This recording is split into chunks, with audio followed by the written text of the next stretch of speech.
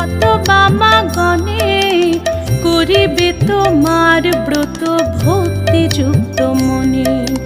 নারায়ণের বাক্যে লক্ষ্মী অতি হৃষ্ট মন, ব্রত প্রচারিতে মর্তে করিল গমন। মর্তে আসি ছদ্মবেশে ভ্রমে নারায়ণী, দেখিলেন বন মধ্যে বৃদ্ধা বসিয়া আপনি।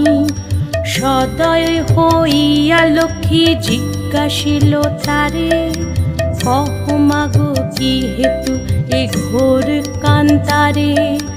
বৃদ্ধা কহে শোনো মাতা আমি অভাগিনী, কহিল সে লক্ষ্মী প্রতি আপন কাহিনী।